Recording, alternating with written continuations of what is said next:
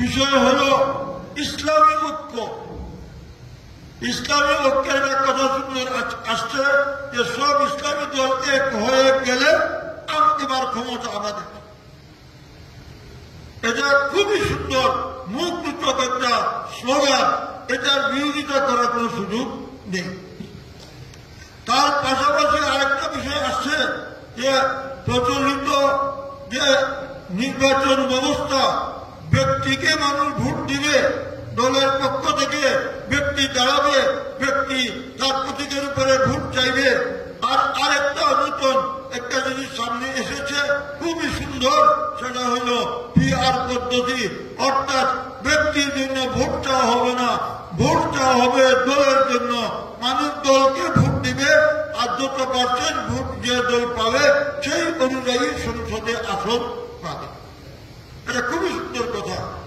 এই পিআর পদ্ধতির পক্ষে যেমন যুক্তি আছে 20টা, তার বিপক্ষে যুক্তি 10টা হলেও আছে। আমি এই সকল যুক্তি তর্কে আমি যাব না। একটা কথা বলতে চাই, আমাদের পাশে নেপাল, এই নেপালে পিআর পদ্ধতি আছে।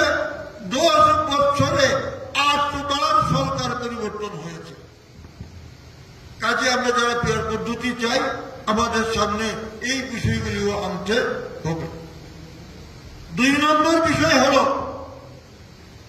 আমরা একটা সংবিধানের অধীনে আছি। আমাদের সংসদ বিলুপ্ত করা হয়েছে, মন্ত্রিসভা ভেঙে দেওয়া হয়েছে, কিন্তু সংবিধান বাতিল করা হয়নি। এই সংবিধানের অধীনে আমাদের দেশ চলছে। সেই সংবিধানের 65 ধারা 2 উপধারায় পরিষ্কার উল্লেখ আছে, প্রত্যেক সংসদ সদস্য তার এলাকার জনগণের প্রত্যক্ষ ভোটে নির্বাচিত হতে হবে। অর্থাৎ একজন লোক দাঁড়াবে, তাকে জনগণ সরাসরি ভোট দিয়ে সংখ্যাগরিষ্ঠতা পাইলে সে পার্লামেন্টে আসবে। আর পিআর পদ্ধতি যদি হয় তাহলে ব্যক্তিকে নয় দলকে ভোট দিবে। কাজে এটা সংবিধানের সঙ্গে সাংঘর্ষিক। যদি আমার পিআর পদ্ধতির ভাইদেরকে সবিনয় অনুরোধ জানাবো, যদি পিআর পদ্ধতি আপনারা চান তাহলে আগামী জাতীয় সংসদ নির্বাচনে আপনাদের ম্যানিফেস্টোতে এটা উল্লেখ করেন যে আমরা ক্ষমতায় গেলে পিআর পদ্ধতি চালু করব। যদি আপনারা জনগণের ম্যান্ডেট পান, সংখ্যাগরিষ্ঠতা লাভ করতে পারেন, আর সংসদে 2/3 পার্লামেন্ট মেম্বার আপনার হয়, তাহলে ওই 2 নম্বর উপধারা পরিবর্তন করে পিআর পদ্ধতি আনতে পারবেন। এর আগে এই সংবিধান রেখে নতুন সংসদ ছাড়া কারো কোনো অধিকার নাই, কারো কোনো ক্ষমতা নাই পিআর পদ্ধতি বাস্তবায়নে। আজকে আমাদের সংস্কার কমিশনের বৈঠক চলছে, একের পর এক আমাদের মহাসচিব সেখানে অংশগ্রহণ করছেন। পুরো সংস্কার কমিশন এবং উপদেষ্টা পরিষদ একমত যদি হয়ে যায়, তবুও এই নির্বাচনে পার্লামেন্ট ছাড়া, এই নির্বাচনের মাধ্যমে যে পার্লামেন্ট গঠিত হবে তার মাধ্যম ছাড়া সরাসরি পিআর পদ্ধতিতে যাওয়ার কোন সুযোগ নেই।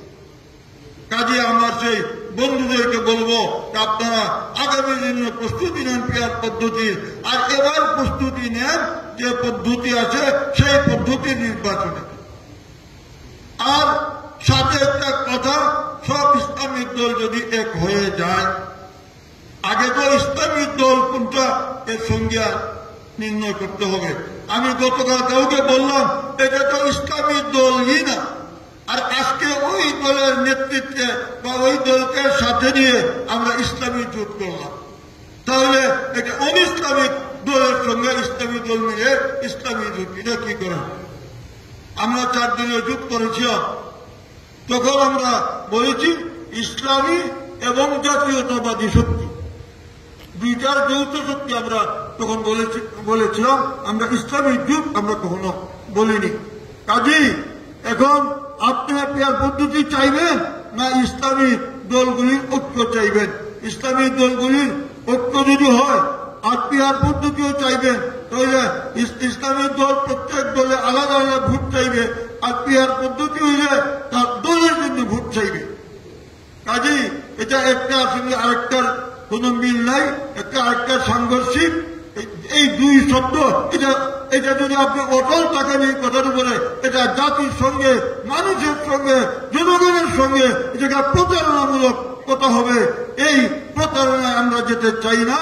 আমরা বর্তমানে যে পদ্ধতি আছে সেই পদ্ধতি নির্বাচন চাই, আর সকল ইসলামিক দল এক হয়ে এক পক্ষে নির্বাচন করুক, আমরা এটাকেও চাই। আসুন আপনারা সেই পিয়ার পদ্ধতির একটা ভুল বিষয়, যেটা এটা সম্ভব না এবার, ওইটা বাদ দিয়ে আসুন। আমরা সকল ইসলামিক দল এক হয়ে আমরা এক বাক্স দেই, পাস করি ফেল করি এটা পরের কথা। অন্তত জাতির সামনে আমরা একসাথে সবাই নিজেদেরকে উপস্থাপন করতে পারি, আমরা সেই চেষ্টা করে দেখি। আল্লাহ পাক রব্বুল আলামিন আমাদেরকে তৌফিক দান করুন। মাগুরাবাসী আজকে যে আয়োজন করেছেন, আপনাদের এই আয়োজনের জন্য আপনাদেরকে ধন্যবাদ জানাই। আল্লাহ তাআলা আপনাদেরকে আগামী দিনে আরো সুন্দর শক্তিশালী করুন। আর আপনাদের পাশে আমাদের নেতা সেই যশোরী সাহেব আছেন, এই যশোরী সাহেবকে আপনারা যখন চাইবেন উনি আসবেন, আপনাদেরকে পরামর্শ দিবেন, সহযোগিতা করবেন, ওনার পরামর্শ নিয়ে আপনারা এগিয়ে যাবেন। আল্লাহ পাক রব্বুল আলামিন আমাদের মেহনতকে কবুল করুন। সবাইকে ধন্যবাদ। আসসালামু আলাইকুম ওয়া রাহমাতুল্লাহ।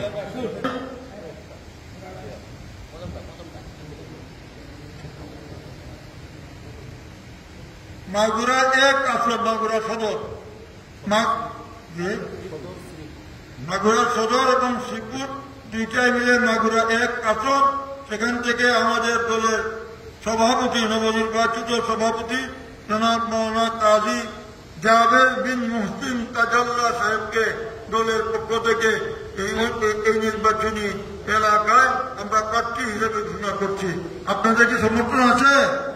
নারে তাকবীর, নারে তাকবীর।